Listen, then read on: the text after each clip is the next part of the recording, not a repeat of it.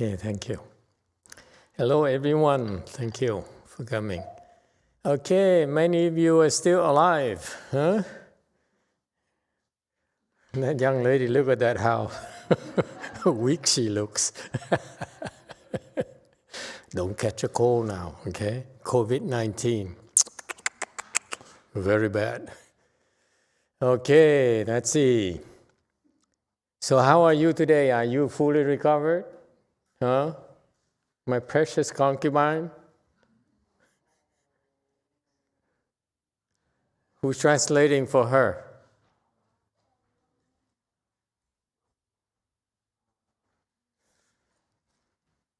No thinking.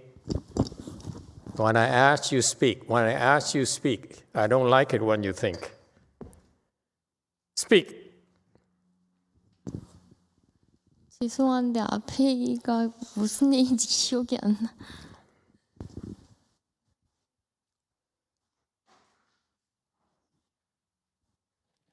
We cannot hear you, 상옥수님.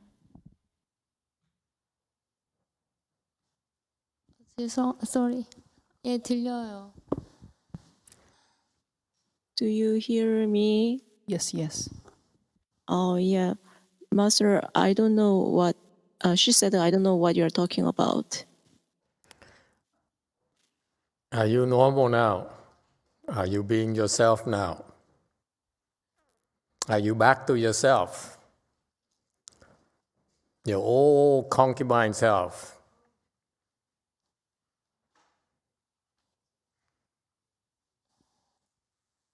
I don't know.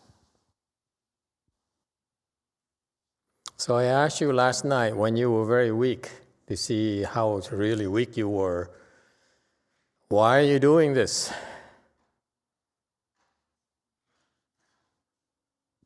뭘요? What do you mean? Why do you choose to suffer for 18 days?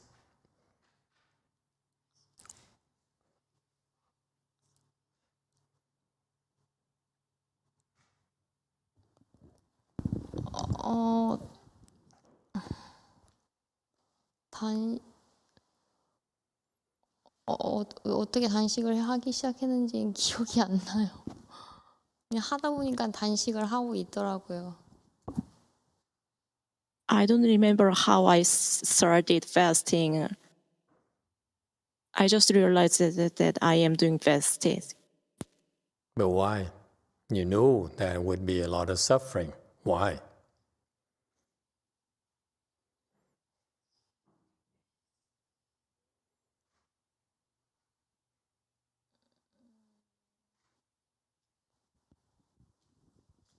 어차피 단식 안 해도 또 다른 고가 있을 거라고 생각했던 것 같고, 단식이 진전의 ROI가 높다고 생각했던 제 그 밑바탕에 그런 게 있었던 것 같아요.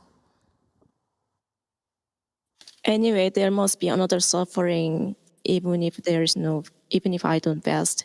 And then I thought fasting would be helpful to progress.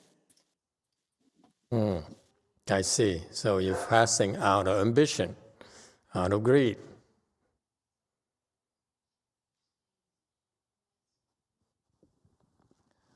그렇네요. Yes. Okay. So I'd like to remind you that what we're doing is very different from the typical Buddhist approach. I noticed this because when I was at my master's temples,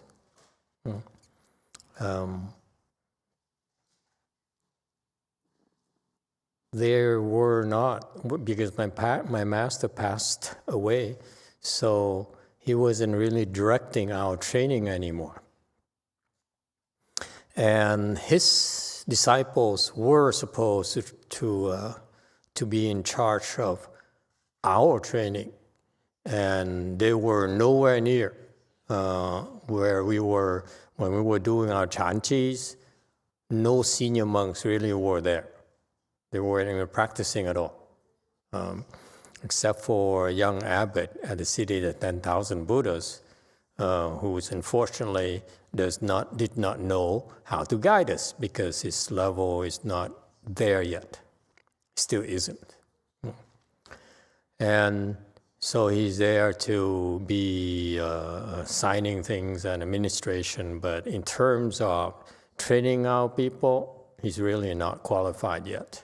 Okay, he himself hasn't been trained to do that. That's why he didn't know how. But the people who were supposed to train us didn't even show up, didn't even speak Dharma to us at all. So every night we would listen to Master YongHua's tapes like this that would translate for an hour. So we listen in Chinese, English translation, just like we are doing here. So the whole day, two people would be translating into English. And then in the evening, we played for an hour, and every night is like that. Okay, so not surprisingly, we didn't really make much progress because we left on our own, to be on our own, no direction whatsoever. I hardly call that training.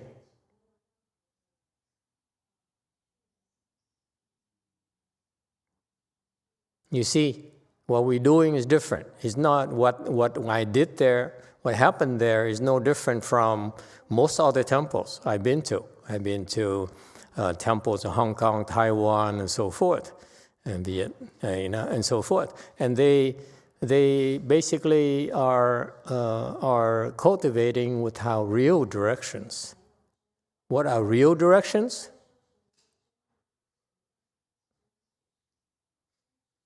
Real direction is this. Real directions is what you're experiencing, what she's experiencing. Controlled suffering. You do too much, you break. You do too little, you will not make progress. Okay? How do we know how to do it? Because Shakyamuni Buddha, Master Lin Yu, and Master YongHua, and myself endured a lot more suffering than you can ever imagine, so that we know how to guide you through your suffering. This is Mahayana. What we teach you is from experience. It's not from a book, because books cannot possibly cover these things. Okay? I'm telling you this because so that you know, and the rest of the world should know, that in order to make progress, you have to suffer.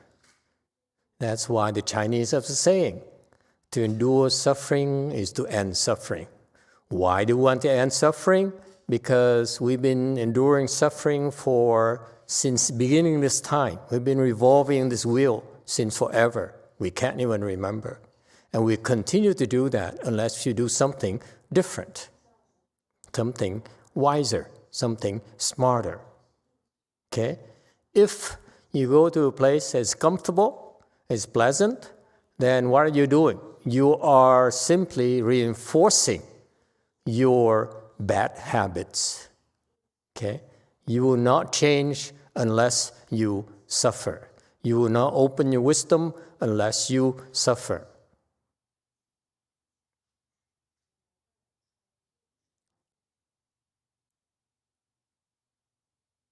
All right? And there's a lesson there for this particular young lady that she's lucky she endured it, and I would tell her to her in private because I don't want to embarrass her or her husband. Okay, but when you endure suffering to the proper level, that's when you're ripe to be taught, or you make progress on your own. All right, So it's under supervision, it's control. It's not a casual or arbitrary thing at all. It's from our store of knowledge from the Weiyang school. Okay? All right. So let's continue learning from this great Weiyang patriarch. 有一个居士啊，他的姓名呢，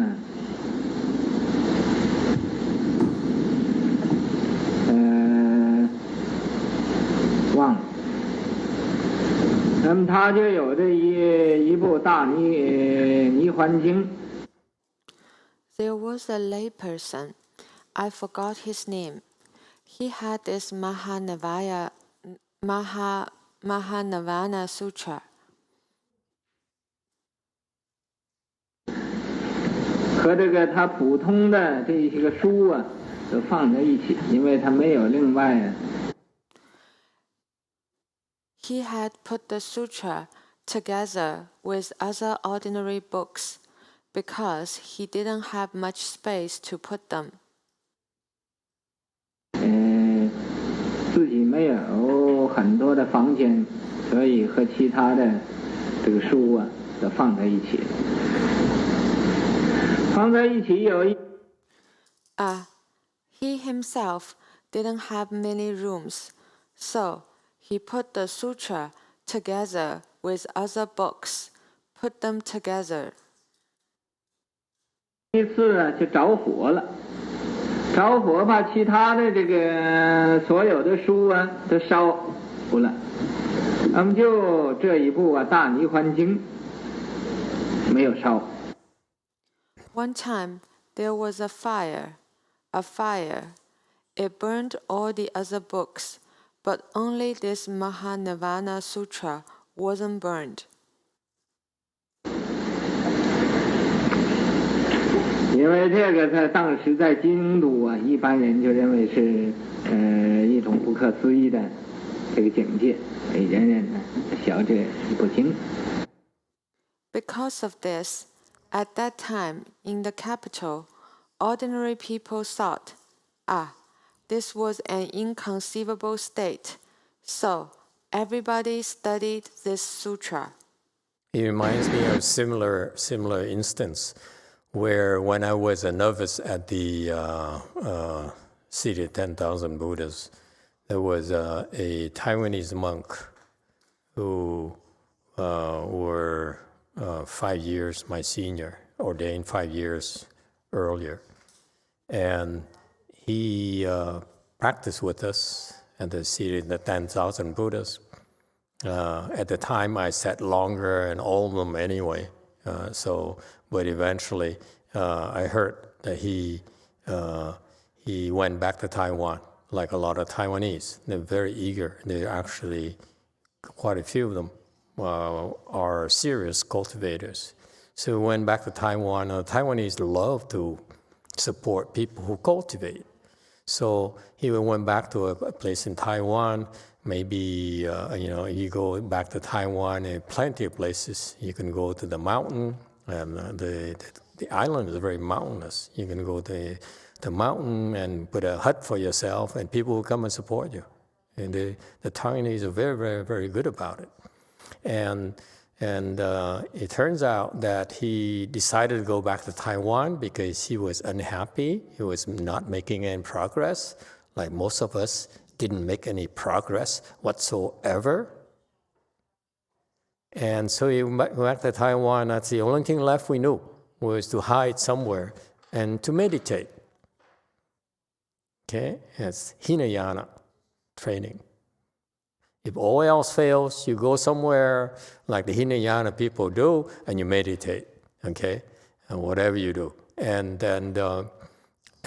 so he went back to Taiwan, and they said, "Okay, I'm not making progress here. I'm not happy here, so I'm going to go back to Taiwan and cultivate, okay, for a change."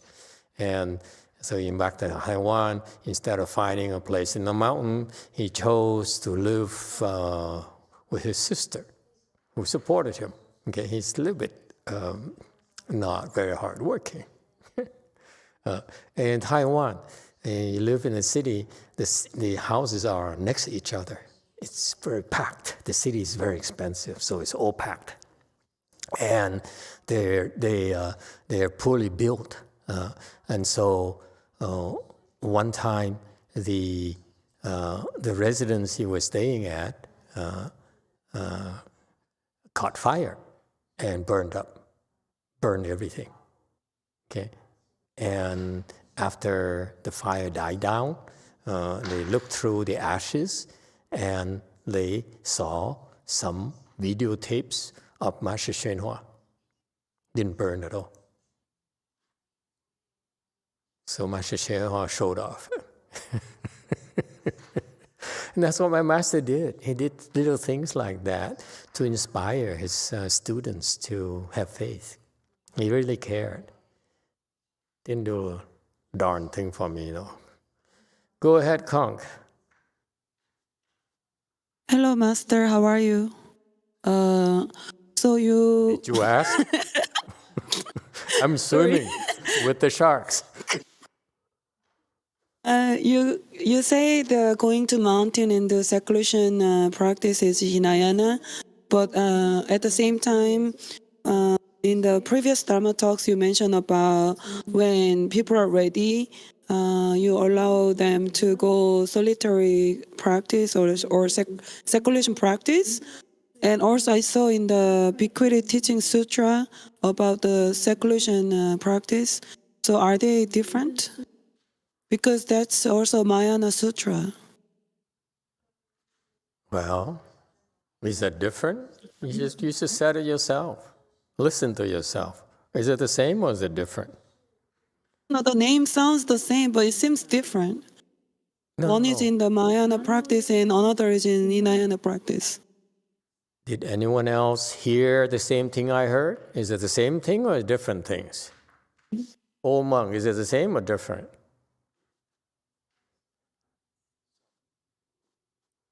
Anyone else? Let's see who is a good listener.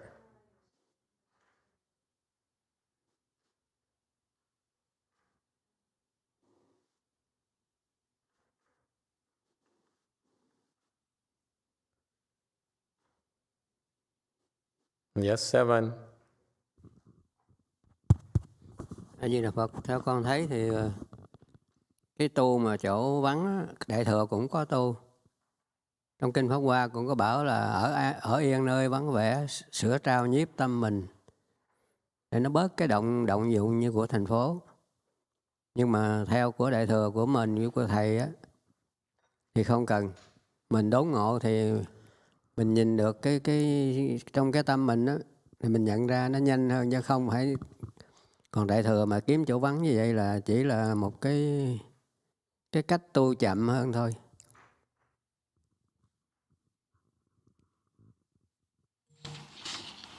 Master, I think like going to seclusion, Mahayana also have that type of practice. So in the Lotus Sutra, it say that you can go into the solitude in order to correct and fix your mind. So I think, but the Mahayana, your way, we don't really need to go into seclusion like that. Like we have the sudden teaching, then it's much faster. Yes, 8. Master, I think the difference is that one is from the direction from the good knowledge advisor, from master instruction to go to seclusion. The other one is go by themselves without direction of good knowledge advisor, so they're gonna go astray if they don't have the good guidance. Precisely. You look at the Hinayana people, a lot of these monks, for example, the Thai monks are the very famous and very successful Hinayana practitioners in which they use meditation. And what they did, like Ajahn Mun, Ajahn I forgot the names now. Oh God, I used to know these names when I saw. Samurai is not high level arhat, but the other senior monks, Thai monks, who forest monks who went to the forest and practiced in the forest for 20 years.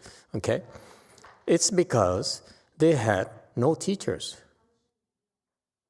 Okay, so they went to the forest and basically took a chance with their lives. They could have died from starvation, from disease, from the beasts, from bandits, from so many reasons they would die, and somehow they survived. Okay, and that's how they became fourth-stage arhats. Okay, and so they got there because they have no directions, and they have to endure really, really life-threatening sufferings. Okay, and it's hardly ideal at all. You can't really call that training. You call it basically survival. Okay, forest survival should be a great series on CBS. Okay, and we throw you into the forest and see how you survive. And you don't survive after 20 years. You better become a fourth-stage arhat. How's that? Okay, so that's what they did because they have no direction whatsoever. So the next best thing they could do was to meditate, and it worked. Okay, and what happened? It worked. They became fourth-stage arhats. Okay, due to suffering, but they weren't really taught how to meditate properly. So here's a weakness that they have. The way they train their own people through meditation is wrong. You ask me. They don't understand how to train people in meditation. And that's why they got there because of suffering, and because the suffering is so extreme, they can't teach that to their followers. Okay? They couldn't figure out how to teach it because they don't understand, what does suffering have to do with their improvement? It's just a matter of survival for them. Whereas in our world, we have controlled suffering. Master YongHua brought to this, as well as Master Lingyou, Master Yangshan brought to that sect called Weishan sect, is that they have something called controlled suffering. Okay, I dare say that. I wasn't there, but I dare say after looking at all these people, the difference between Master YongHua's disciples versus what he trained, how he trained his disciples, is totally different. Okay, because when Master YongHua trained us, it's controlled suffering. Whereas when I was trained by his disciples, it's confusion. Couldn't even tell me how to meditate. If I did something wrong, have a problem, no one could tell me what to do to fix it. Because meditation, you do it vigorously, you're going to have problems. Two ways about it. You will have a lot of problems. Okay? And that's why you need help. You need directions to fix those problems. Okay? If we help you fix those problems, okay? Then you progress a lot quicker. And you don't cover your head like that, you idiot. How many times do I have to teach you? You endure it. You can't take it, get out, you're fasting. So the difference in that sutra is that, yes, if you look at the Mahayana training meditation, we allow people to go into retreats and go to the mountain and the valleys and so forth. But it's because it's a good no advisor who says, okay, you can go. It's okay for you to go. You don't decide for yourself. In Mahayana training, Chan training, we always follow the good knowing advisor's instructions. Okay? And it's because these people, like Master Lingyou, Master YongHua, didn't have anyone to tell them. So that's why they endure a lot more suffering than we can ever imagine. And that's because of those reasons.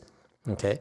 Master Xu Yun recognized Master YongHua as having gone through the Wei Yang type of training that even Xu Yun did not.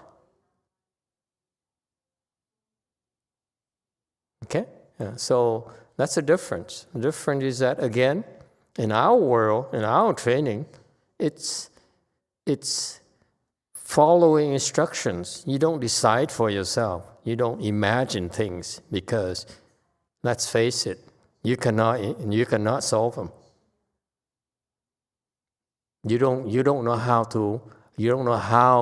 to become a fourth-stage arhat. Let me put it that way for you. Unless you go to the forest like those Thai people and almost give up your life for it. And then after that, you still don't know why you got there. Whereas over us, it's controlled suffering. So we help you understand one step at a time what it takes. Because we see what's happening. We understand what it takes to bring you to fourth-stage arhat, what it takes to bring you to first-ground bodhisattva, what it takes to bring you to 10th-ground bodhisattva, what it takes to bring you to higher. It's scientific. It's extremely precise in a Wei Yang school. It's not haphazard at all. It's not like you meditate and hopefully you become enlightened. No way. If that's the case, it's not called training at all.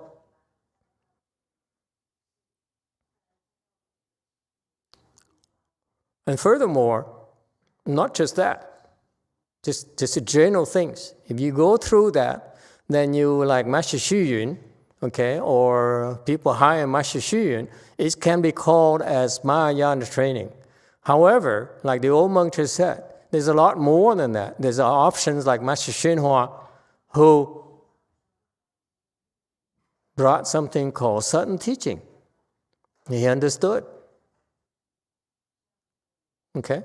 Or the other patriarchs, like the Master Huineng and so forth. You know, they brought these things, and because they had this thing called sudden teaching, this is when, if sudden teaching is available, don't ever leave your good no advisor. They have to kill you. Because the sudden teaching is the fastest possible in Mahayana. Nothing else faster. Okay? So that's why there's a time for you to go into the mountains and so forth, but it's not desirable. Okay? A case in point. Let's talk specifics. I talk specifics. I'm not theory person at all. When I look at how Master YongHua trained his monks, okay, I saw how one bowed, 3 steps, 1 bow, and I have disdain for that personally. I do not like to bow. You all know that. Okay, I feel bowing is not good for my knees. Okay, when you get older, my age, I value good knees. Okay. Can't afford to bow anymore. Okay. So what do? Okay. But luckily that kid bowed when he was young, so he's okay. But to me, bowing is the lowest form of Chan meditation possible. So I don't like it. I never liked it. And then other people he trained, I find that the sudden teaching used a little bit slow, okay? And because of that, these people don't understand sudden teaching at all. And that's a crying shame, because Mahayana, the essence of Mahayana Chan is sudden teaching, okay? What's different about the Wei Yang Chan is that we have certain teaching, whereas Linji does not. Don't tell Linji people. Okay, Linji doesn't have certain teaching. too slow. All right? So that's why. That's why. This is a secret that the Chinese, that they don't have it anymore. Now the Chinese, they look for the big names of the big temples and the famous monks and so forth and learn. Back then, you look for good no advisor. Okay? And if you're not making progress with the teacher, you move on to the next. Say, no, thank you.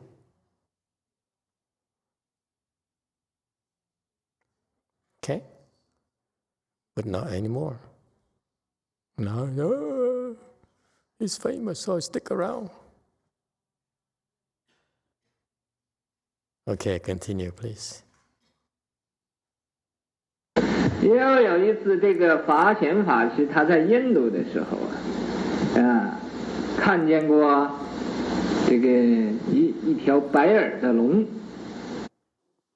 There was another time when this Dharma master Fa Xian was in India. He saw this white-eared dragon. 这个白耳龙呢，是当个地方的一个神龙，它保护的这个地方呢，每一年呢都得到丰收，就是。This white-eared dragon was the local divine dragon. He protected this place to have good harvest every year.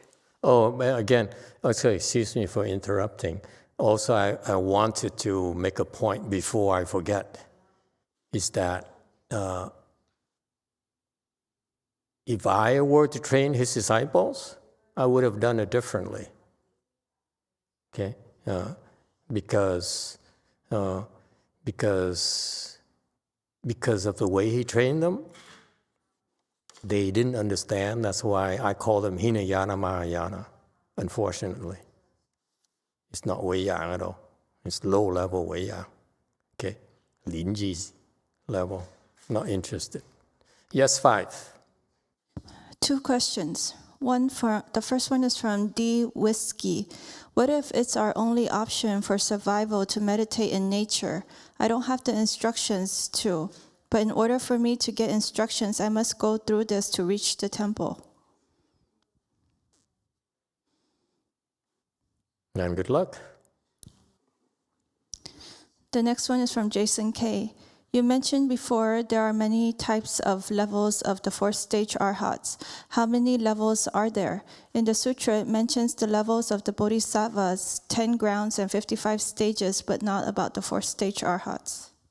How many types of Americans are there?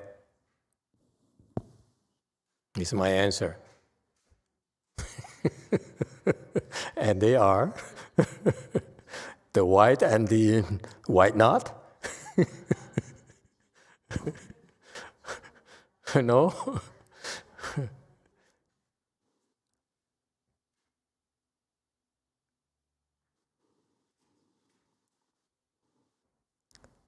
The first question, he's fighting.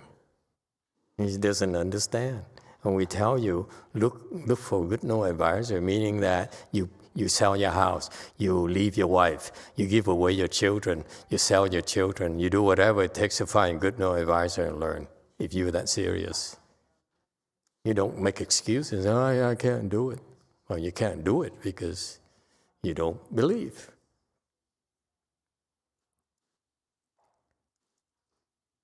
What do you want? You want to get out of the wheel? And do something important in your life? Or you just want to do like other people do in the world? I personally, if I do, for example, Master YongHua, okay, and I wanted to meditate, I drop everything and go. Because you save time.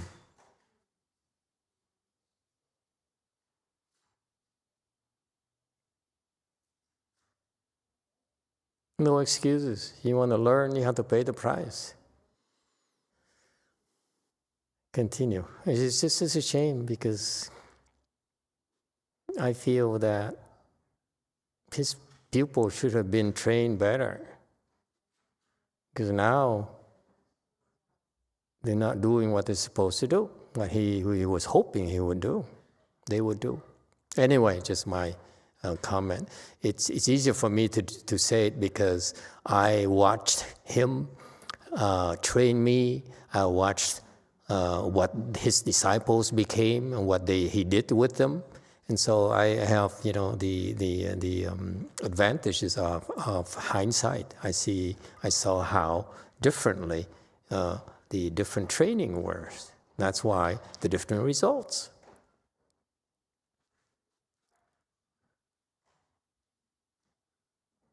Continue, please. 所有的种的田呢，都收的很多。那么这地方的人呢，必须要供养他。That is, all the fields harvested a lot. Then the locals must make offering to the dragon. Sorry, there is a question from Conk. Go ahead.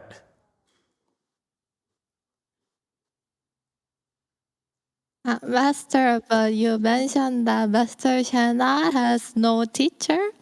So how could he get trained by Wei Yang training style without a teacher? Xuanzang was not Wei Yang. Master Shenhua. Oh, Shenhua Sangin. Oh, Shenhua. Master Shenhua was not, didn't have a teacher. Okay, actually, it's not quite true. We don't know exactly who taught him. Okay, but we heard, for example, I heard that Master Huineng taught him. Okay, so I believe that Master Hua had teachers, but they're not human teachers. Number one. Okay, number two, there is. Like, for example, I cited Master Huineng. He only has to teach you once. He he teaches one, but you're supposed to get 1,000. Master Huineng would never waste time. Okay, if he teaches one, you don't get 1,000. You should be learned from his disciples. He shouldn't waste his time on you. How is that? Now,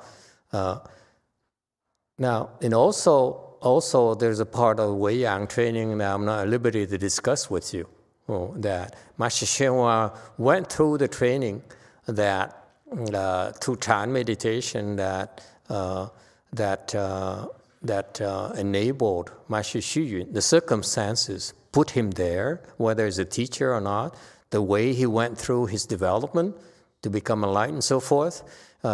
When Master Xu Yun looked at him and said, "Oh, you went through that, so therefore you're Wei Yang. You're not Lin Ji. You're not Cao Dong. You're not, you're not Hua Yan and so forth. Your training is that of Wei Yang." So Wei Yang on the top level of training, they have the different styles of training that is not documented. If you look at all the teachings and so forth, you should be able to understand why. If you don't, that means that you're not good enough yet. Okay, so that's why Master Xu look at him and say, yeah, you're Wei Yang. Not only are you Wei Yang, you're a better Wei Yang than me. So Wei Yang has our distinctive style of training. That's for different types of people. It's not for normal people. Okay. And that's why it's one of the most misunderstood Chan schools in the Chinese system, because if you're low, of course, you cannot understand how they trained. Okay, if you're high, then you won't say anything. Okay, so that's why do not believe people when they try to explain to you how Weiyang people train their people. Okay. So I read, when I first started teaching, I didn't understand what to do, didn't know what to do.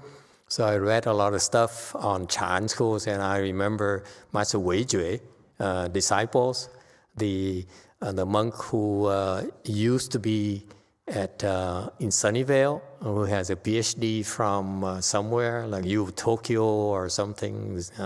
And so he used to be a lecturer at Stanford University. He has a series of Zen lectures. You can still look them, find them online. And one of the things that I liked about that is that he had the Chinese text of the Chan, talks between two Chan masters, and then he would translate into English. I loved it because my Chinese is bad, so anything helps. So I used to read those things. And then one time, he was explaining about the different schools. He talked about Weiyang. Okay, and this guy is a PhD and is a lecturer at U Stanford, so he has credentials. And his teacher is Wei Jue, which is a famous teacher too, very rich. Wei Jue is a first stage arhat. Okay, it tells you that do not be fooled by appearances. Wei Jue is only first stage arhat. Okay, or Xing Yun is a first stage arhat, and look at how rich they are. They're much richer than Master Sunim Subul in Korea. Okay, who's also same level. Anyway, so you see, in Buddhism, you cannot be fooled by appearances. And these people, first stage arhats, and there are so many temples, so much money, and they are so generous to their followers, and they support Buddhism. Okay, so this this guy here had a PhD in Buddhology, whatever, from Tokyo or something, Japanese system. And then he went back, and so he I believe now he's like the successor of Master Xu Yun or something. He's a big shot. And so he was a lecturer, so he's well known here. He has the credentials of lecturing at Stanford University. And he commented about Weiyang. He says, the different schools of Chinese Chan have different characteristics. For example, Linji is known for using shouting, for kicking and beating people, help them become enlightened. That's correct. Okay, they use violence, they use brutality. There's a reason for that. Okay, and that's from Huangbo. Okay, who used that a lot. Huangbo is a teacher of Linji. Huangbo, same level as Weishan. Okay, Weishan, Huangbo is the same level, and Huangbo taught Linji, and Linji founded Linji's Chan school. So Linji is one generation below Master Weishan. So anyway, so Linji is correct. They use these expedients to do that, and there's a reason for that. Okay. And that's Huangbo's trademark. He used to do that. That's what Linji learned it from. Okay. So he commented about that, and he said, but Weiyang is different. They are known for a relationship between teacher and pupils. It's nothing further from the truth than that. So when you teach, if you don't know, say you don't know. Don't try to do stupid things like that, because when you do that, you will not become enlightened. You will not open your wisdom. Chan is not something you can read from books. You have to do it. And you have to do it right before you understand. Remember, the Hinayana, they did it the hard way, and they still don't get it. From our side, when we do these things, it's step by step. There is a progression. There's a reason for all these things. And eventually you reach a point where you'll be taught certain teaching. It's pretty high level. All right, continue, please. 一年呢有一次来专门呢供养这个白耳龙。Once a year, they would specifically make offerings to this white-eared dragon. 那么它现出啊，好像一条蛇那么样子，但是那个耳朵是白的。It appeared with the shape of a snake, but its ears were white. 所以一般人都认识它，这叫白耳龙。So ordinary people all knew it and called it the white-eared dragon. 那么法显法师在印度的时候呢，也就见过这个白耳龙。When Dharma Master Fa Xian was in India, he also had seen this white-eared dragon. 因为一般的比丘啊，在那儿，一般的人呢都可以看得见，他每一年出来一次。Because over there, ordinary bhikkhus and ordinary people all could see it. It came out once a year. 出现一次给大家看看呢，它又没有了，就这样。It appeared once a year for people to see. Then it disappeared. Just like that. 那个法显法师啊，对佛教的贡献呢，对佛教的功德是很大的。Dharma Master Fa Xian's contribution to Buddhism, his merits and virtues to Buddhism was great. 在中国的佛教里边，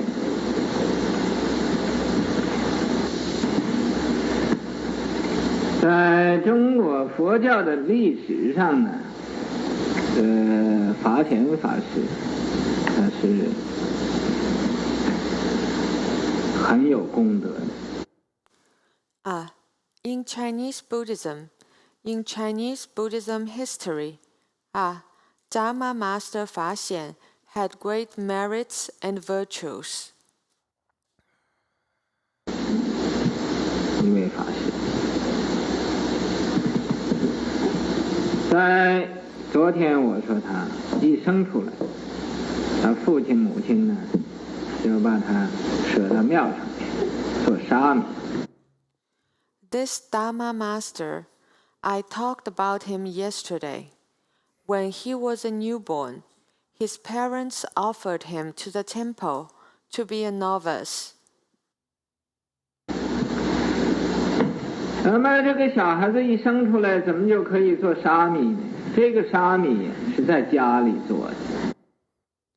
How can this little child be a novice right after he was born? He was a novice at home. 一生出他就怕他死，是吧？这个小孩。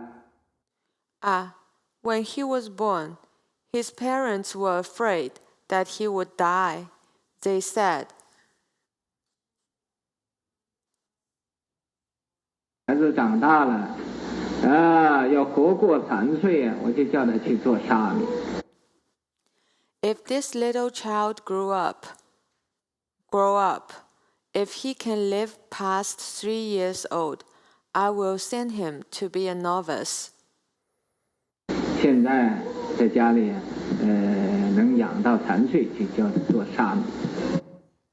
Now, at home, if I can raise him till 3 years old, I will send him to be a novice. 所以由1岁一生出来，这就是一个沙弥了。咱们等到3岁送到庙上去。Thus, since 1 year old, since he was just born, he was already a novice. When he was 3 years old, he was sent to the temple. 他妈妈就舍不得，过了几天，就想把他拿回来，他就生病，送到庙上，病就好了。His mother couldn't let go. After a few days, she wanted to bring him back. Then he became sick. Once sent him to the temple, he was cured. 所以在中国有一种出家人，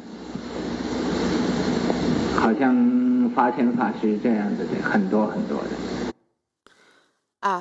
So in China, there was a type of left-home people like Dharma Master Fa Xian. There were many, many of them.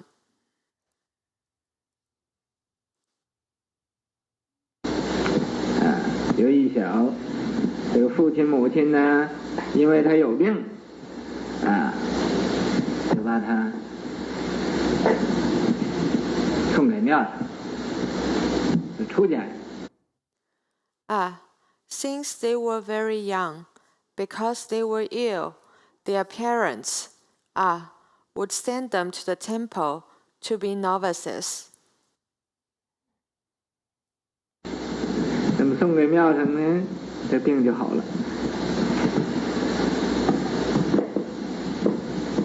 这样子的人呢，虽然是从小就出家，不一定会修行的。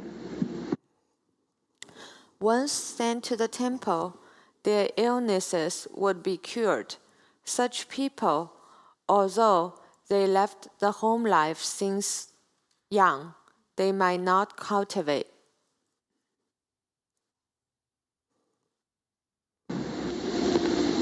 他要遇到真正的善知识，就可以修行；不遇到善知识，就不一定会修行。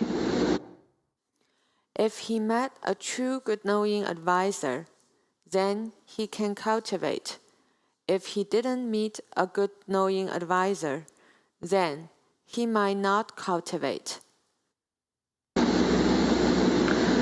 相信法显法师一定遇到善知识。I believe Dharma Master Fa Xian must have met a good knowing advisor. 所以他父亲逼迫他还俗，他也不肯还俗。Even though his uncle forced him to return to lay life, he still refused to do so.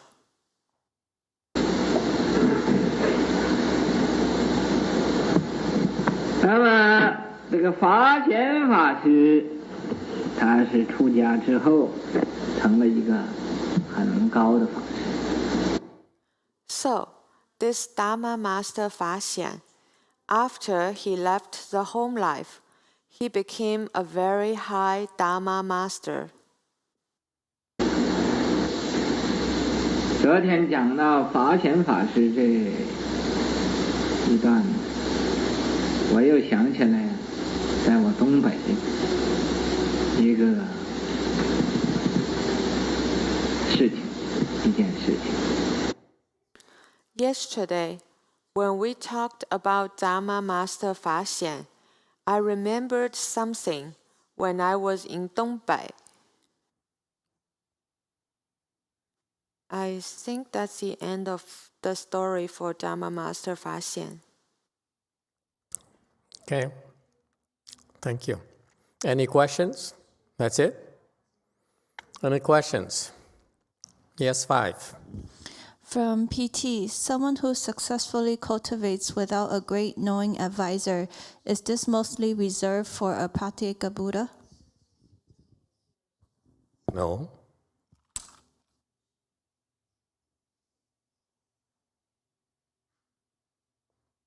Anything else?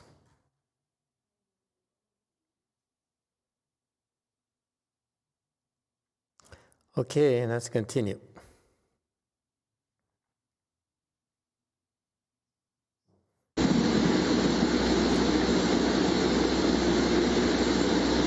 这件事情是当时我在东北陪着方丈和尚，就是这个常人大师。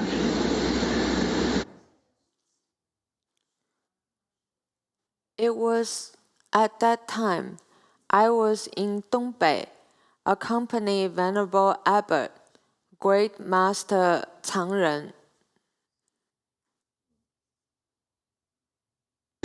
到各乡下去啊，向人化缘。To beg for alms in the countryside, that is, ask for money.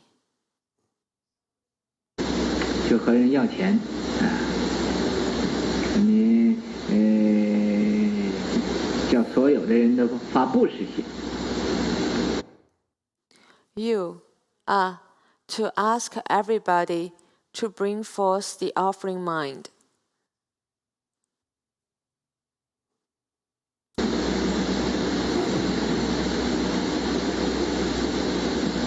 因为化缘呢，也就有很多的奇怪的事情发生。Because I begged for alms, many strange things happened. 一般人呢，早就听说，这个方丈和尚和我在一起呀，到各处去呀，有很多有病的就好了。Ordinary people heard long ago, this venerable abbot was with me. We traveled around. Many who were ill were cured.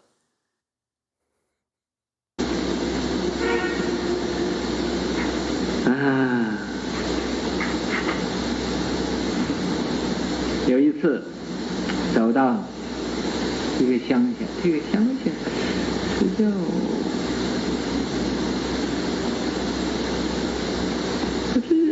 是叫东井子啊，是叫大南沟来。One time we walked to the countryside. This countryside was called. Was it called 东井子 or 大南沟？在大南沟，或者是这个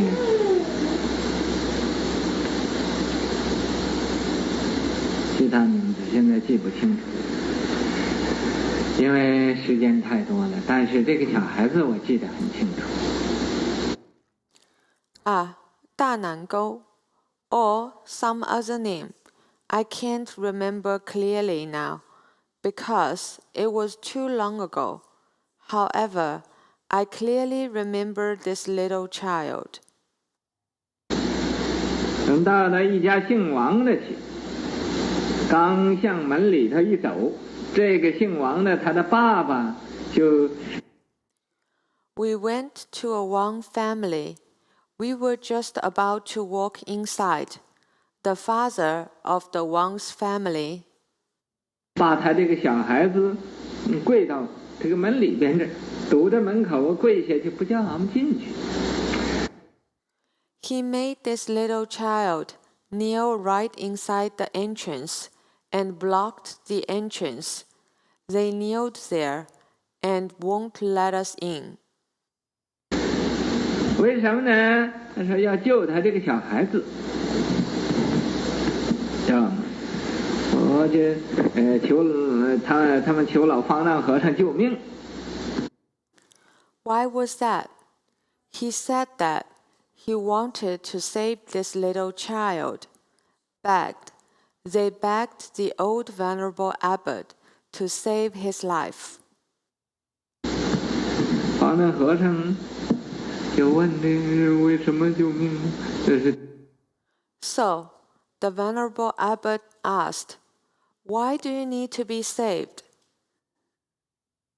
他有病，有肺病，有肺病啊，咳嗽就吐血，又肚痛啊，又头痛，有这种的病。Because he is ill, he has lung disease. He would cough up blood. He has stomach ache and headache, such diseases. 本来方丈和尚他也不会治病，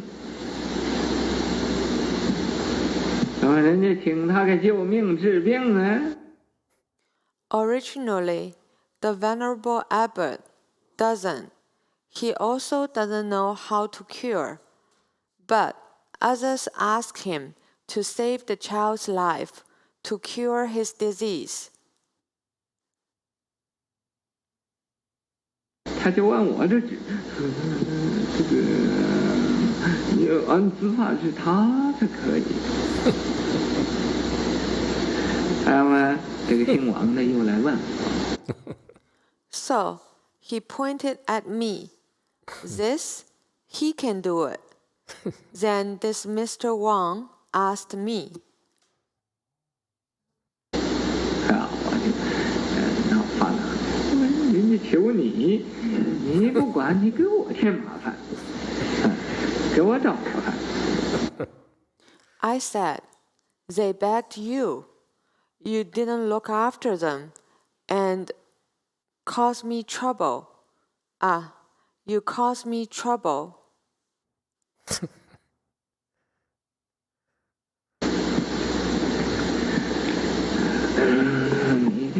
这是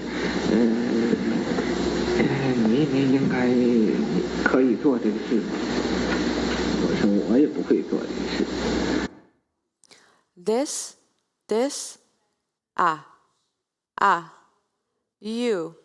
you should be able to do this. I said, I also don't know how to do this.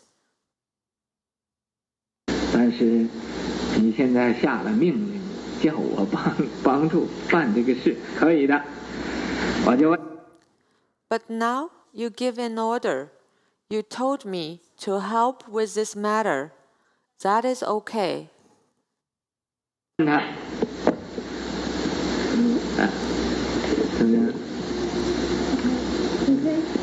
我问他，你这个小孩子，你是愿意他死啊，你是愿意他活着？ So I asked him, you, this little child, would you like him to die or would you like him to live? 我一问这话问得很奇怪。他说：“当然，我欢喜他活着嘛！我现在求你救我命嘛！” I asked him that. It was very strange. He said, "Of course I want him to live. That's why I'm begging you to save his life."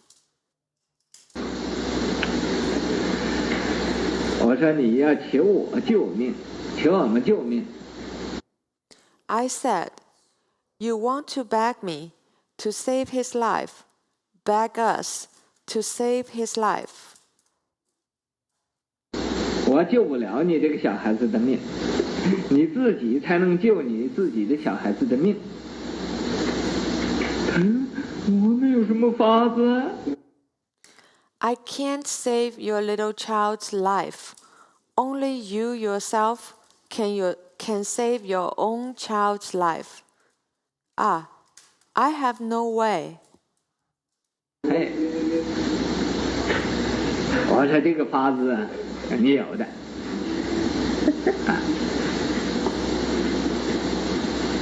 他什么法子？我说你要愿意他活，你就一定要叫他出家。 I said, "Yes, you do." He said, "What is it?" I said, "You want him to live? Then you must let him live the home life." 这个小孩子就等于这个法显法师一样的。This little child, was like Dharma Master Fa Xian. They were the same. 如果不出家，一定死的；要出家就好。没有第二句话，告诉你。 If he doesn't leave the home life, he will for sure die. If he leaves the home life, then he will be cured. Ah, there is no other way.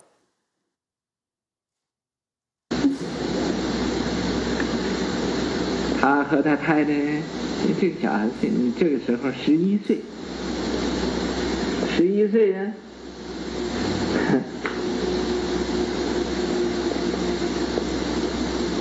他就和他太太讲，说 Him and his wife, at that time, this little child was 11 years old. 11 years old. Ah, he told his wife. 可以叫他出家吗？他太太说呢，不出家就死了。 He said, "We can't let him leave the home life." His wife said, "So, if he doesn't leave the home life, he will die."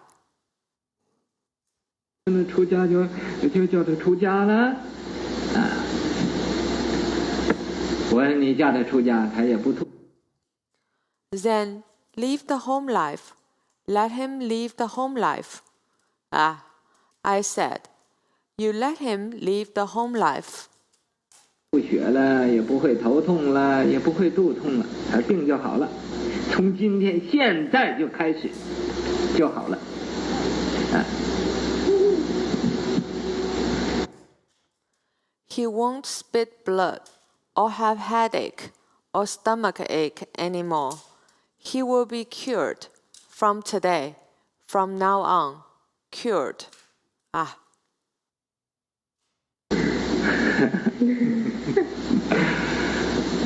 他家里这人就问他的这个小孩子身体现在觉得怎么样？小孩子说：“我现在就好了。” Then his family asked him. They asked this little child, "How do you feel now?" The little child said, "I'm healed now."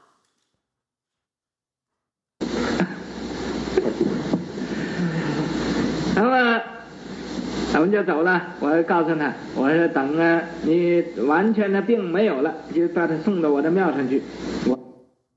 So we left. I told him, I said, "Wait until he is completely cured, then send him to my temple." 过几天就回到庙上去了。你不能不舍得，你不舍得他就一定死的。 I will return to the temple in a few days. You can't keep him. If you can't let go of him, he will die for sure. 这个没有第二句话可以，没有第二个方法。然后走。Ah, there is no other way. Ah, no other way. 好了之后这小孩子果然病就好了，啊，什么病都好了。After I left, sure enough, this little child's illnesses were cured. All the illnesses were cured. 我在庙上过了大有半个月，我回到庙上去了，等他。Then I returned to the temple. After about half a month, I returned to the temple. 他也不来，等他也不来。I waited for him, but he didn't come. I waited for him, but he didn't come. 等呢，2、3个月，他也没有来出家。I waited for 2-3 months, but he still didn't come to leave the home life. 来出家，我去看看去啊！我就从这一条村呢，那个村的外边走过去了。He didn't come to leave the home life, so I went to take a look. I went from this village, walked by, from the outside of the village.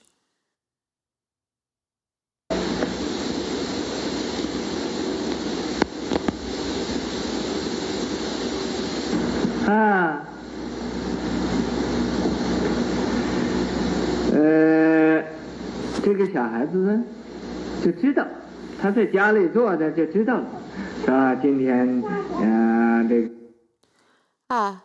This little child, he knew. He sat at home, but he knew. He said.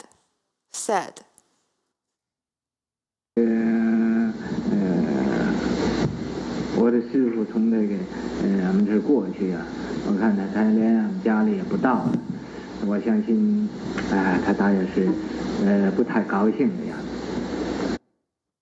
Today, my master passed by here. He didn't even come to our house. I believe. He is probably not too happy. 咱们这个小孩子他就知道从那一天他又开始有病了，开始有病了。 This little child, he knew.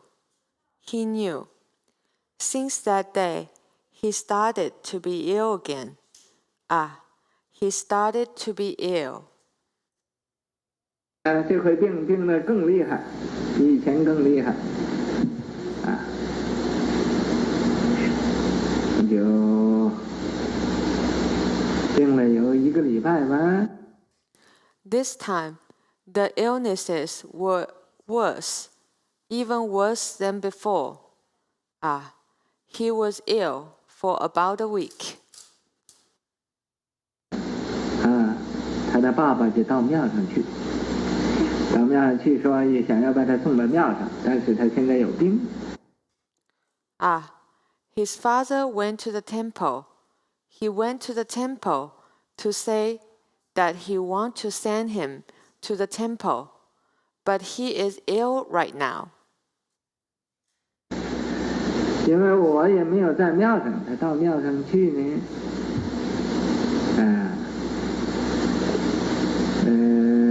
其他人也不管这个事情，也不知道这种的情形。 Because I wasn't at the temple, he went to the temple. But others didn't bother with this matter, didn't know what happened.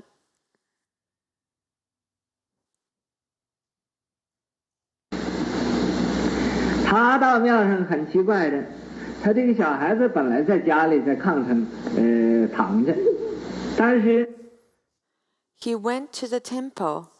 It was very strange that his little child, originally his child was at home, lying on the heatable brick bed.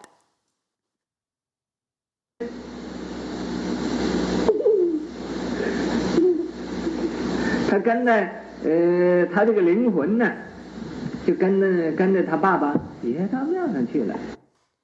But he followed. His soul followed his dad to the temple. 他妈妈知道他没有，他这个肉体没有去啊，他爸爸就回来了，Later, his mom found out. He didn't. His body didn't go. Later, his dad came back. 他对他爸爸就说你到庙上去，今天我也去了的。 He said to his dad, "You went to the temple today. I went there as well." 我到了庙上，我看到庙上哪一个房间是谁住。 After I arrived at the temple, I saw in the temple who lives in which room.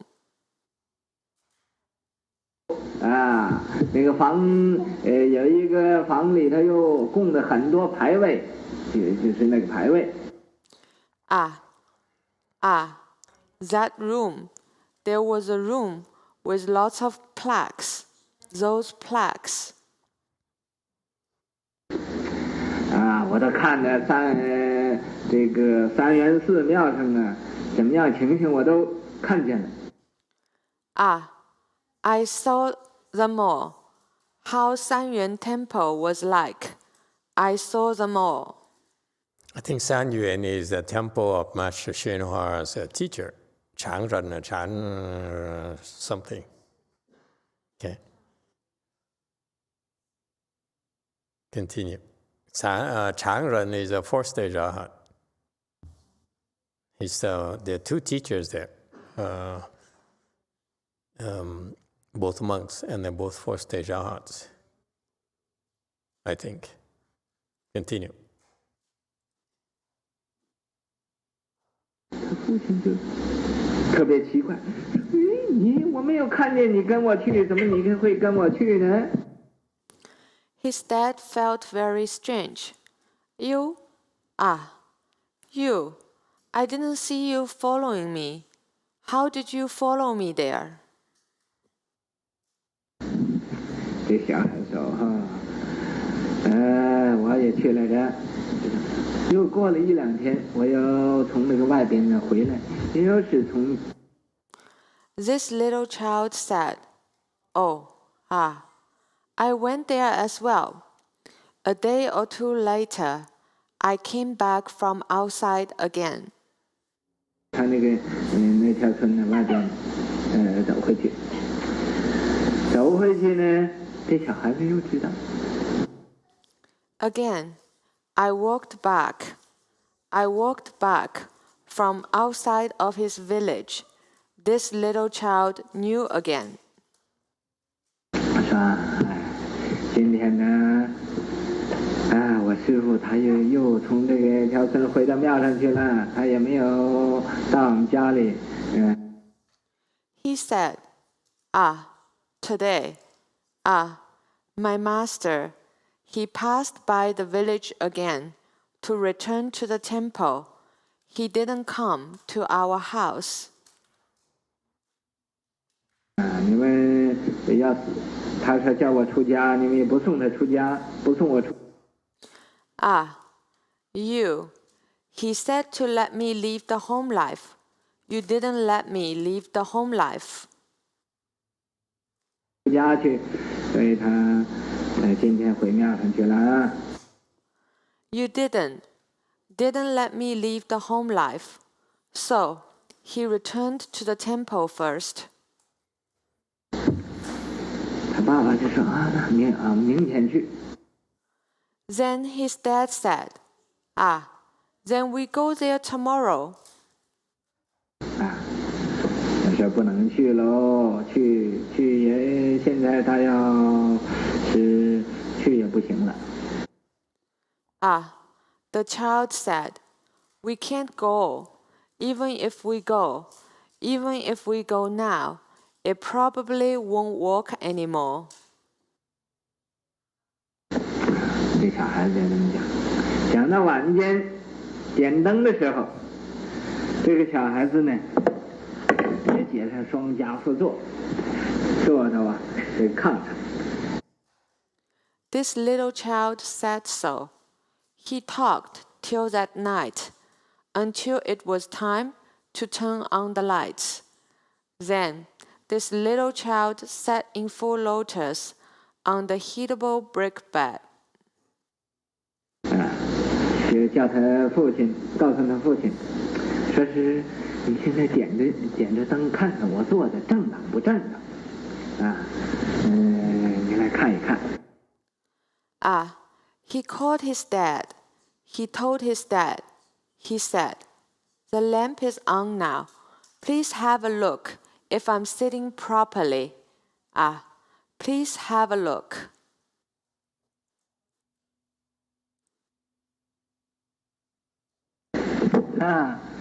他父亲点上灯了，他这一看，他怎么写双下不坐，端然正坐，已经死了。His dad lit the lamp. He took a look. His child sat in full lotus, straight up, and already passed away. 死了，他就父亲母亲就哭起来喽，哭他也不活了，怎么样哭？ Already passed away. Then his dad and mom started crying, but he will not come back to life.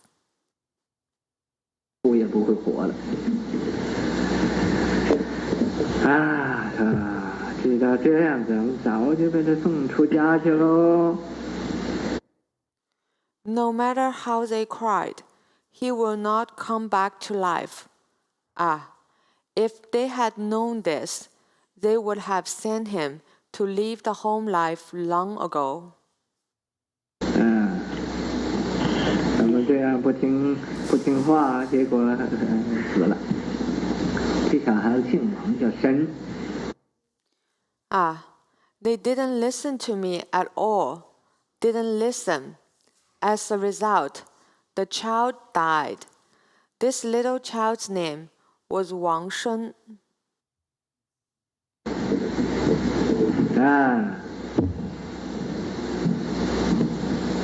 等到以后，我又到他这个村里头去，他的爸爸妈妈，就痛哭流涕呀，对着我就哭，哭呢叫我。Later, I went to his village again. His dad and mom, wept buckets, cried in front of me, cried.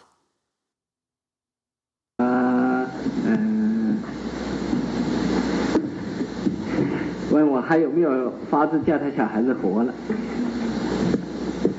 我说这个法子不是我的，是你自己的。我告诉你。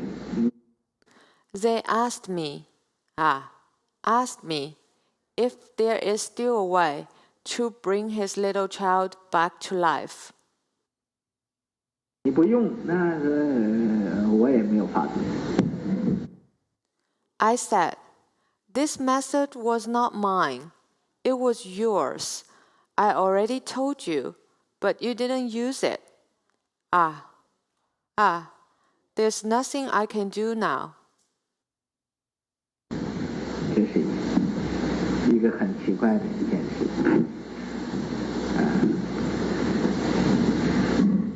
为什么我叫这小孩出家呢？因为这。This is a very strange thing. Why did I tell this little child to live the home life? 小孩子，他就是一个出家的样子，并且他前生呢也是个和尚。Because this little child, he had the look of a left home person. Also, in his previous life, he was a monk. 可以说生生世世他是原来做和尚的，和这个法显呢，是一样的情形。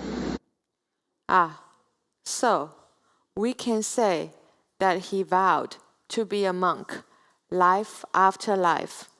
It was the same as 法显. "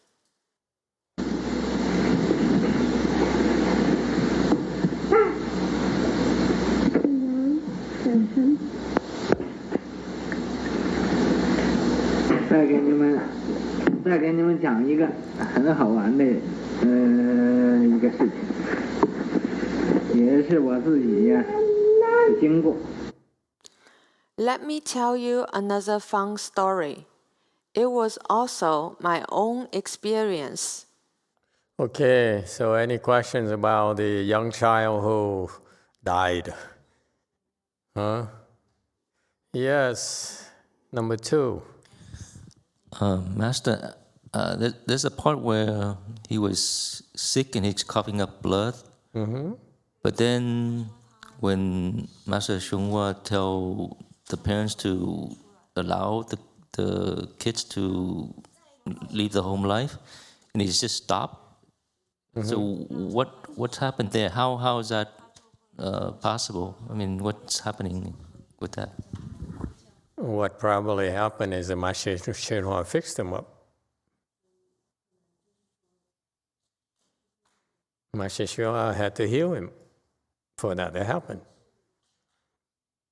And he claimed it's the parents who have to send him to the temple in exchange for his life. And that's the deal that he made.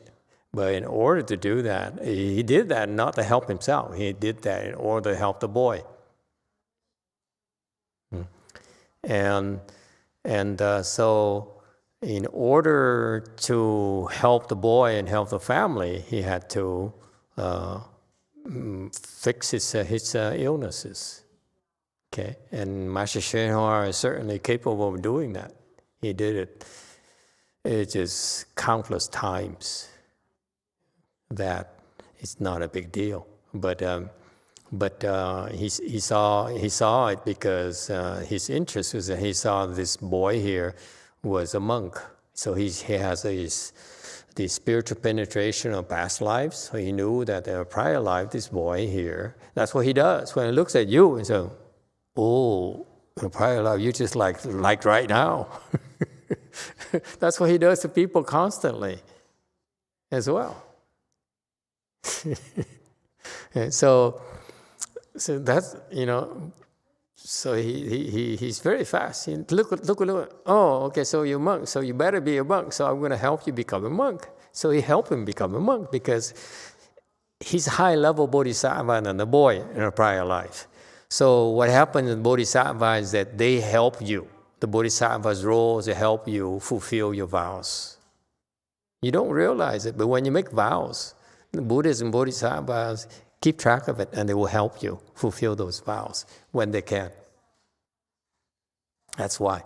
And so he said, in order for me to help this boy here, I have to heal him. Okay? Yes, 3. Did you have a question?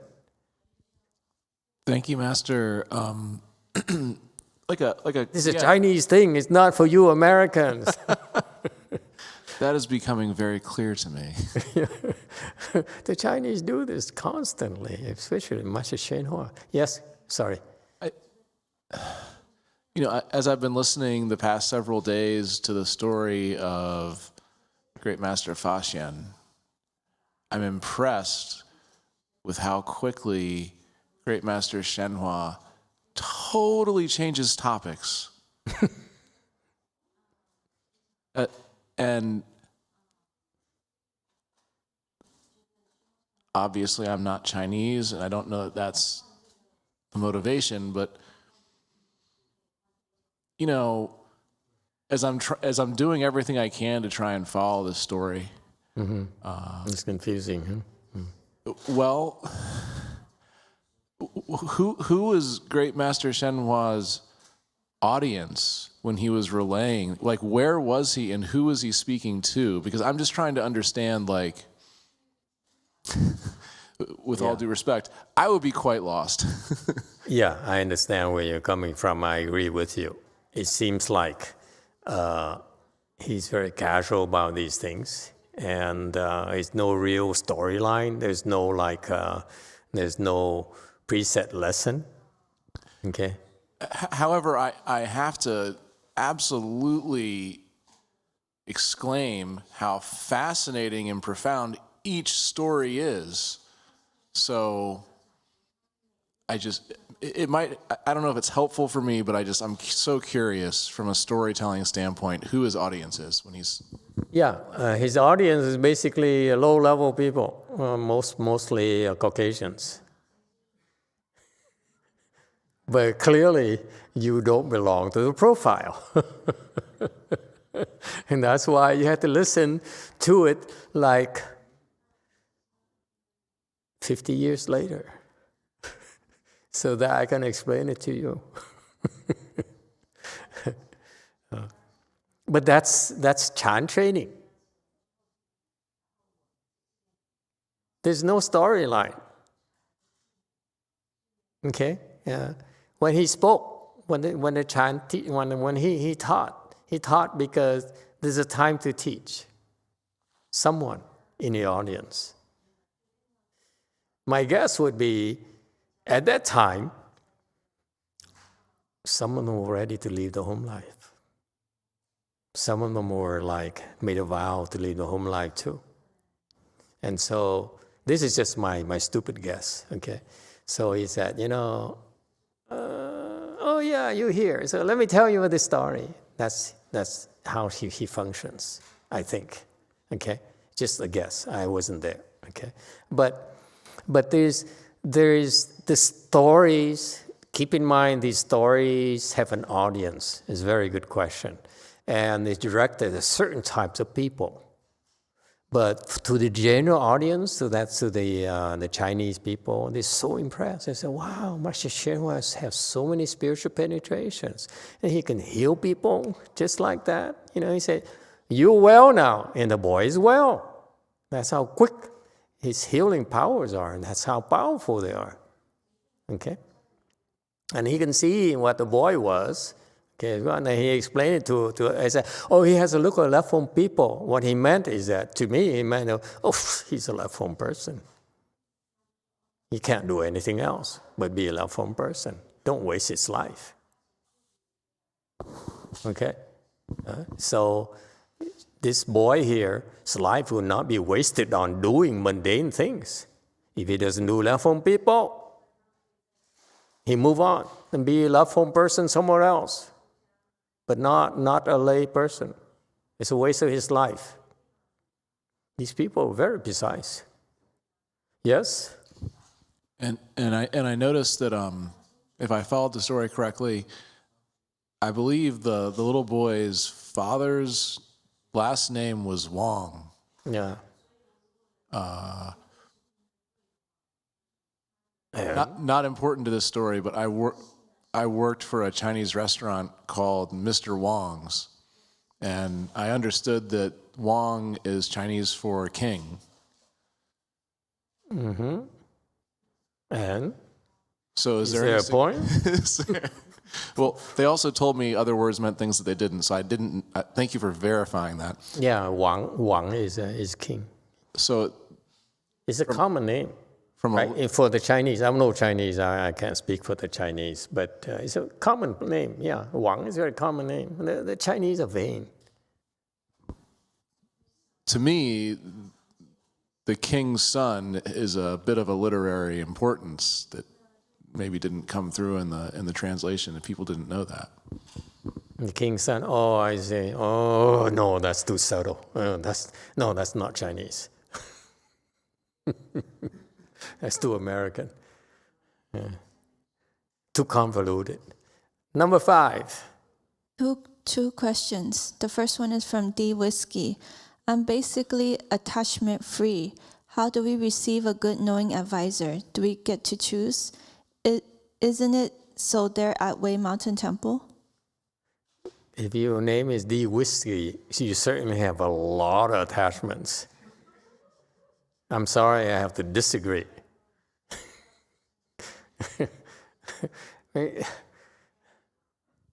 Please tell us why D Whiskey. Okay? Yes, second question. From Diego, can someone vow to be a monk next lifetime?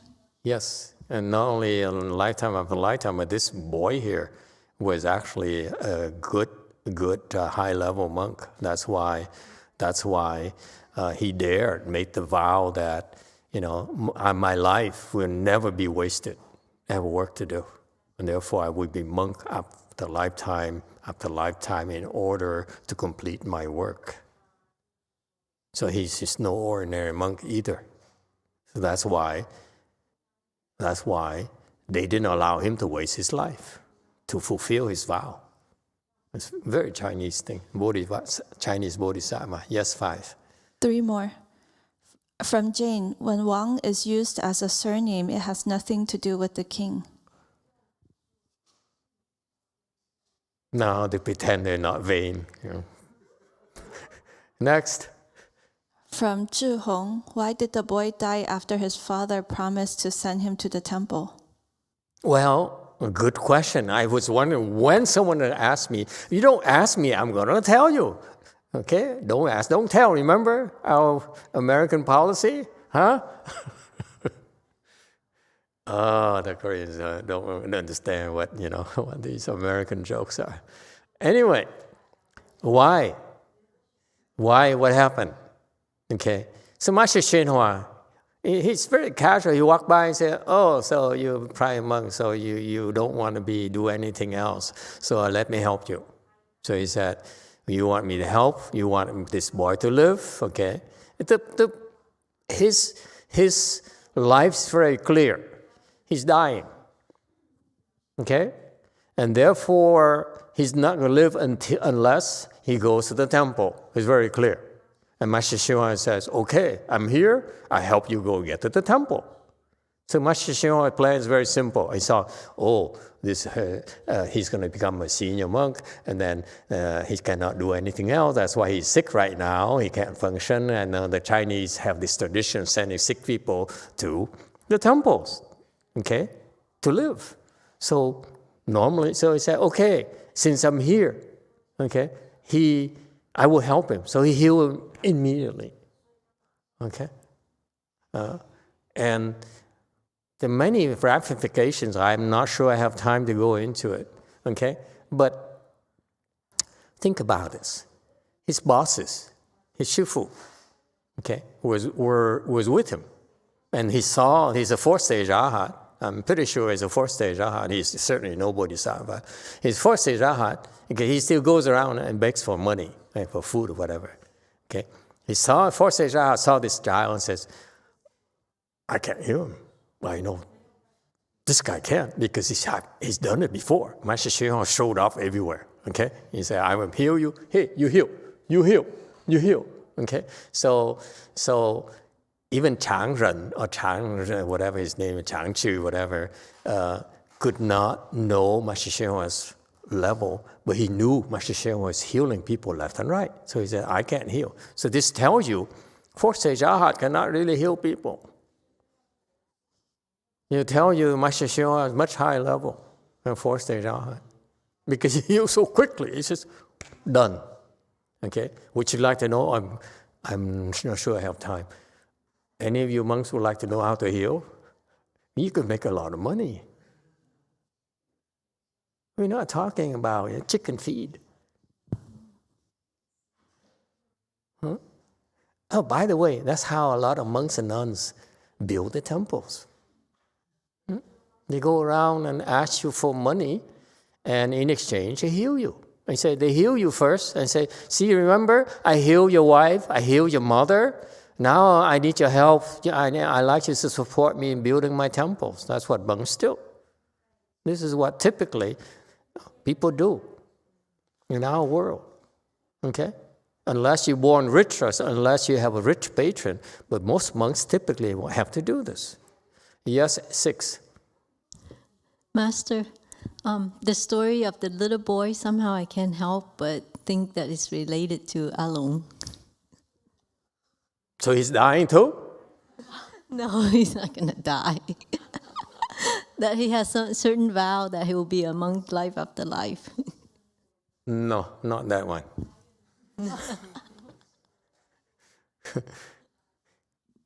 We will shave his head in order to prevent him from getting into trouble. He's a troublemaker. So you leave him alone, he will go out there and have a very good life. Okay? He will have a lot of fun. Okay? And then he'll waste his life. Okay? Because it's like Shakyamuni Buddha. When he was born, the sage came and said, if you don't allow him to live the home life, he'll be a wheel-turning king. One path. If you make him shave his head, he'll be a world-honored one. That's the thing.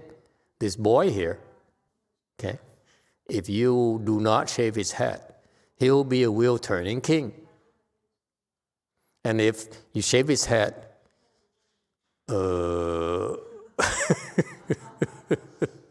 we are not sure.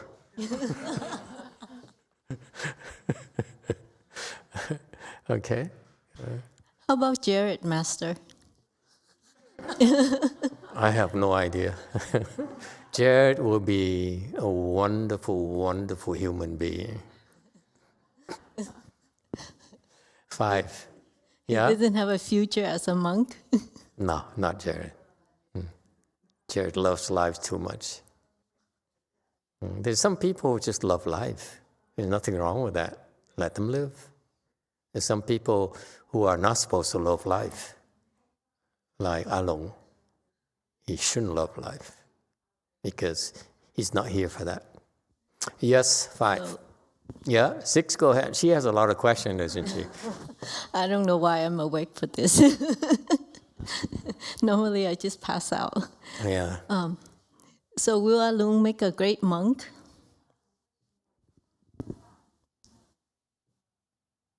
Time will tell.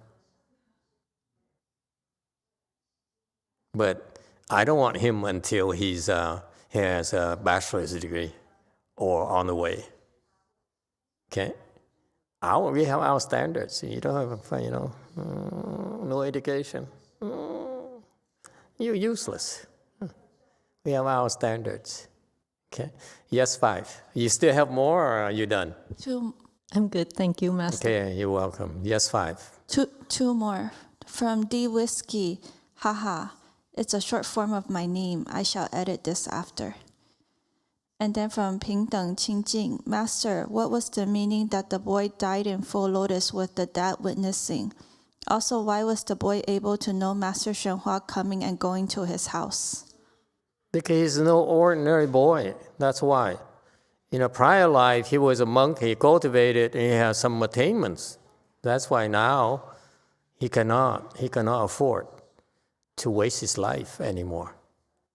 It's not meant to be wasted, to do mundane things. That boy is not supposed to do mundane things either. Okay? So if he does, he'll have to turn to the way down the road. Okay? But that, I can't wait for him.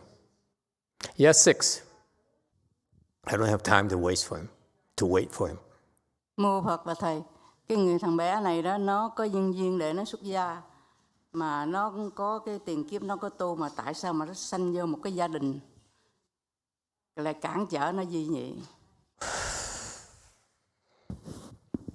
Master, this boy has affinity to become a monk, and then he already cultivated in his past life. Why he born into this family that the people obstruct him from becoming a monk? Because he's owed his father his life. His father killed him. His mother killed him. Because they could not let go of him. And that's not Master YongHua's problem.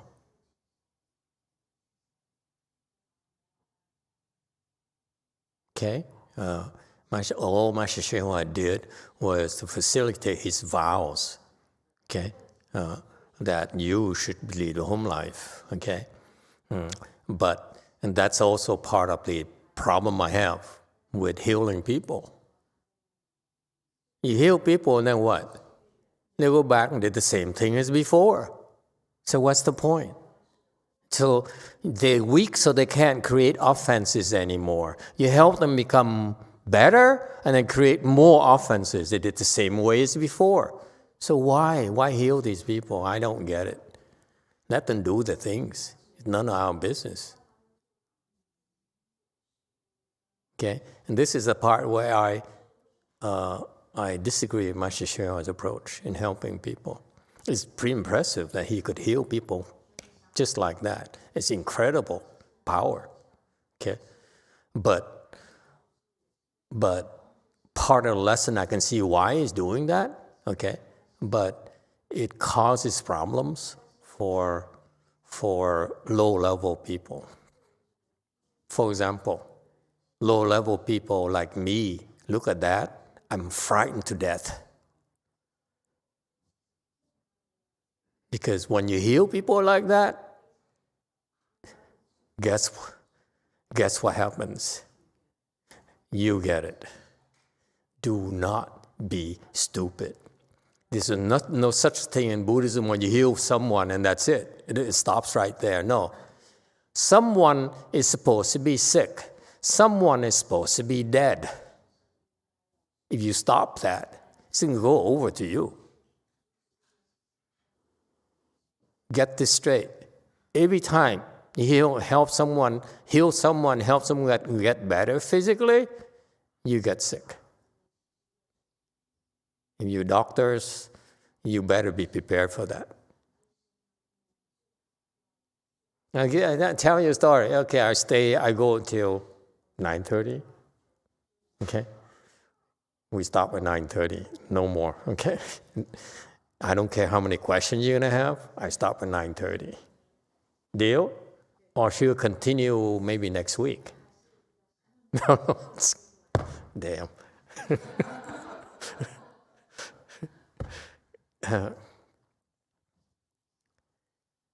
I don't know, you guys remember the doctors, Temple's doctor, he used to be who would come here, and his family has healed people for 7 generations. They cure people from illness after illness after illness, okay, for 7 generations without taking any money, okay. And he came to us, and he healed this monk here. His father healed his monk here for his heart illness, okay. For 10 years, he treated the monk for 10 years. Eventually, the father had a stroke, and it was paralyzed, and then basically it's on the way to die. Okay, he fixed himself a little bit, but never could recover. Okay. So you see, when you heal someone, it comes to you. Okay, especially when you heal a monk. I'm warning you, all you doctors out there. You heal monks, it's even worse. Or nuns is a lot worse. Okay, so this guy here died from a stroke. Okay, and then the son took over, and even though in their profession they have a way where every time they heal, they undo it, they push it out. Okay. And there's a trick for that. There's a trick to do that. They, at least in their world. But they only fool themselves. They cannot push all of it out. So at one time, this guy healed a guy, a Vietnamese armed forces a colonel, and he had some sexually transmitted disease, incurable. And so he healed them, not with needles and things, but with his mantras. And after he didn't quite heal them, but he helped the guy get better, and then his finger was swollen as a result. Okay? And he couldn't fix it. No mantra he recited would fix his finger. And so he came to me, and that's how I got to know him, and that's how he said. So he came to me, and he said, he bowed to me, and he came home, and he found out his finger got better. So that's how he found out it's a better way to push these things out is by bowing to me. So this screwball, this is why I send people to him without any hesitation. He said, you were sick, go see him, because he's going to dump it back to me anyway.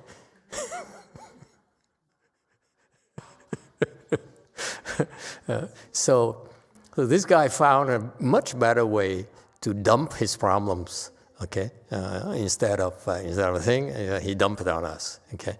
And so, but it's reasonable because he got the problems from the monks and nuns, so he dumps it back on a monk and nun, so it's still acceptable, okay? But the point here is that these people who are experiencing healing for a generation, they have their trade secrets. They understand what to do and what's the ramifications. So I'm reminding you, if you heal people, you're going to be sick. No two ways about it. the more you heal people, the sicker you get. Okay, so that's what happened to Master YongHua. He healed so many people. In the end, he's sick. He's so sick. He suffered so much because basically it caught up with him. Number 8, yes. Master, so when we're sick, can we go back to Master? You could try, but if I don't accept it, guess what's going to happen? It bounces right back. Go ahead, Conk. Master, then can I cancel the vows that I made in the past? What if what vow did you make? a lot of stupid vows that I can cancel? Like what? Which ones? I will have one vow tonight only. I don't have time to listen to all your vows. Only one tonight. Don't you ever dare heal people. Okay? You're not allowed. Okay. You cannot Yeah. cultivate if you heal people. And then we'll stop you dead in your tracks. Okay? We're talking about physical things only. There's also mental illnesses, which are just as dangerous, if not more dangerous. Okay? Because you can't see them. You can see the cancer cell, doctor can see cancer cells and so forth. Mental illnesses, they kill you and you don't even know. You mess with them. This is a new frontier for the medical profession. They will never break through it. And they're messing with something they cannot handle. Okay, and give an example. We have a therapist here, disciple, and he's works with crazy people. Okay? He's crazy himself. He's depressed, manic. Okay, took a look at his wife, depressed. Took a look at the son. You mess with these people, they will kill you, and it's not enough because of your temerity, your foolishness. They will punish your wife, your children, the people you care most. They will get to them. Do not mess with these people. The cancers only kill you, but these people will kill your entire family. What are you going to do?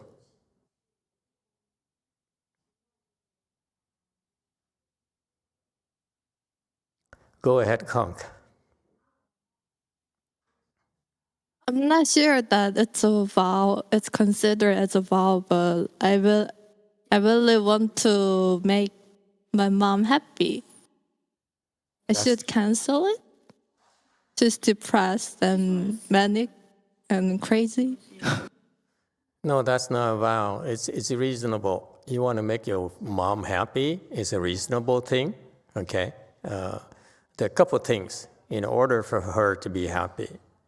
Number 1 is blessings. Okay? People don't understand. People in the world think money brings them happiness. Not at all. Money brings you unhappiness. That's why they call worldly people, because they're stupid. They think money will bring happiness. Money never brings happiness. If it were the case, there is no need for Buddhism. These rich people are the ones that need Buddhism the most. They need Chan the most. But no, they think they can buy happiness. It's not possible to buy happiness. Okay? So she needs to have blessings. Okay?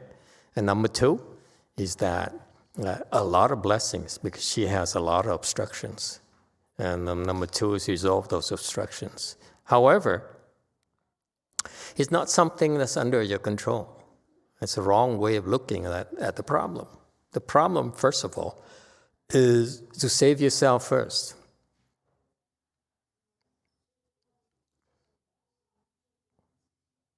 Why? because then you understand clearer on how to help her. Number one. Number two, you also should have a bigger heart. Why do you only want to help your mother? Which is a good thing. But why only your mother? Why not Master Ji's mother?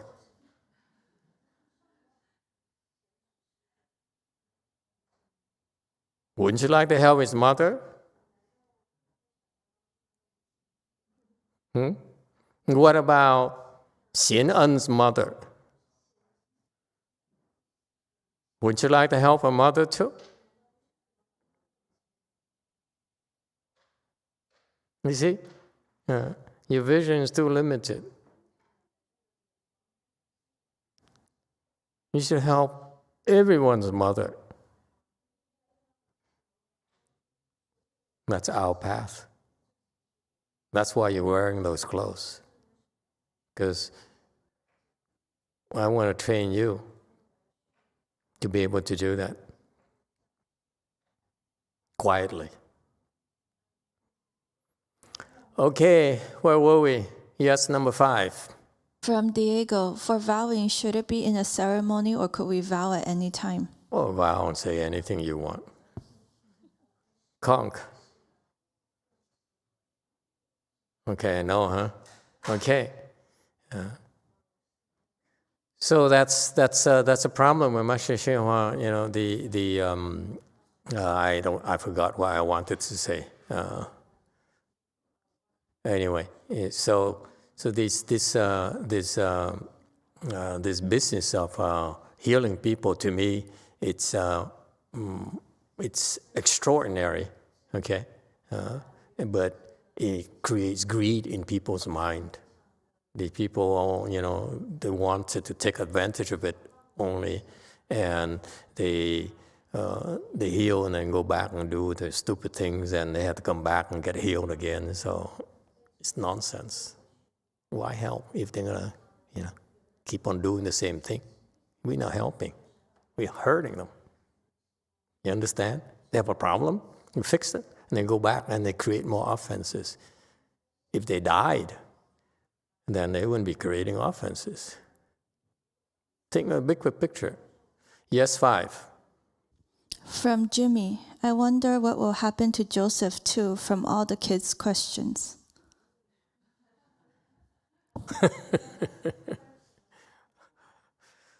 We leave it to the Lord.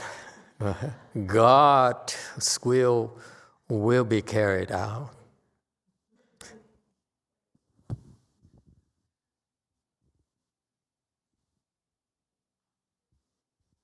Well, he have a good life. He's not a monk either, if that's what you're driving at. Yes, 5. From Chun, Master, and your disciples help people's physical and mental illness. Does that mean when you instruct us not to heal people, there are exceptions? There are no exceptions. You're not allowed to heal people without permission, number 1. Number 2, you need to know that, just like I said about Master XinHua, you heal people and then what for? He asks, you make the effort. What is the purpose? Why are you doing this? To make a name for yourself? To benefit from it? And then you're healing people for the wrong reasons. Okay? Healing people is not good for your cultivation. Even if you have the right reasons, healing people will harm your cultivation, will hurt your cultivation. That's why it's under extraordinary circumstances, okay, can you allow to heal. But in general, the reason that we don't allow you to heal people is because it stops your cultivation. It will harm you. It's not until you're at the place where you can heal people without getting hurt, okay? And then it's okay to heal people. You know, like that doctor, you know, that herbal doctor there, he heals people, but he cannot heal himself. can't do that. Okay? People get sick for a reason. It's called karmic debt settlement. Okay? If you mess with that, it will come to you. And this is what a lot of monks and nuns erroneously do. A lot of monks and nuns, they see sick people like Master Changren there, going to beg for money for food at people's places. And they're going to say, oh, my mother's not doing well. Can you do something about it? And the monk say, oh, of course, don't worry. I'll go back to my temple and pray for you. That's what they all have to do. And that's called selling Buddhism, isn't it?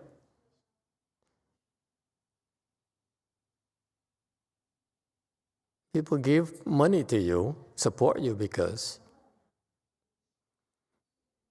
they're paying for it, paying for your support. So, but that's how the Chinese system is structured. And these people, and that's how they have what they have to do to sustain their spiritual life. Okay, and because of that, he's only a fourth-stage arhat. It stops you. If you are a monk, a nun, and have to worry about making ends meet, you don't have a chance.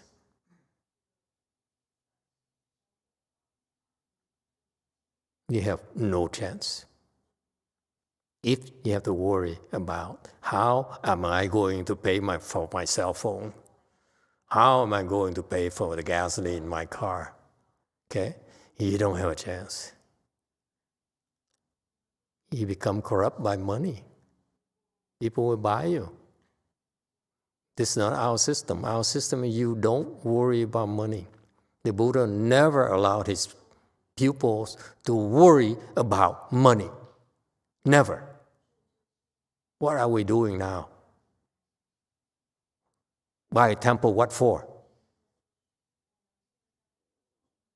You don't need a temple to cultivate. Go to the mountain. It's free. Since when do we need temples? And yet young people, young monks and nuns get temples and do these things. And they therefore become dependent on these things. That's why they're not enlightened anymore. In particular, the Asians and a lot of these monks and nuns have to go into healing to make a name for themselves. It's totally wrong.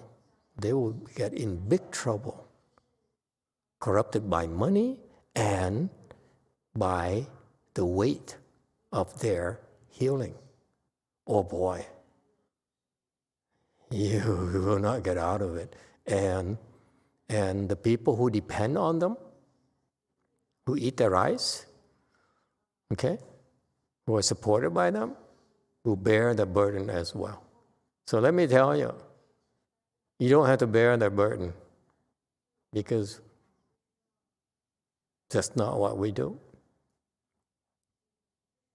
And that's why Master YongHua's system, the DRBA, is a remarkable organization.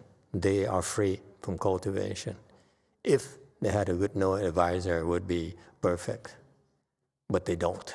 So what are you going to do? 1 out of 2 ain't bad.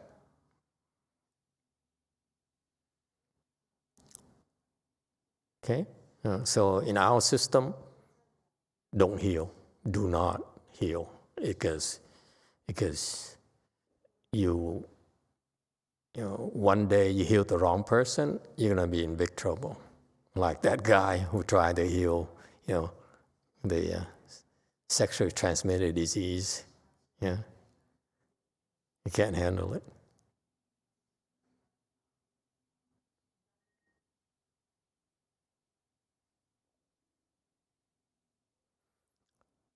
All right, no questions? Yes, 6. I'm sorry, Master, one more question. What about Sinsu? Will she become a nun?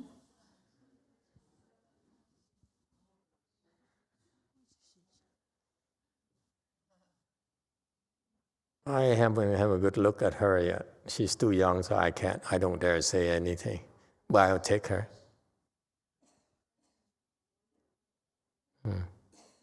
She has more character than the boy. She's so smart. I think she has more wisdom eventually. Because the boy is frivolous. You're frivolous. You like fun too much.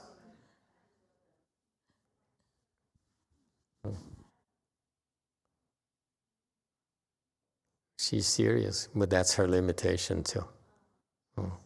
I'm curious to see which one is going to be better, he or her. So it depends. So that's why I'm interested in them both, because I want to see under the same conditions how they're going to develop. It would be so interesting as a project. Which one is going to be better?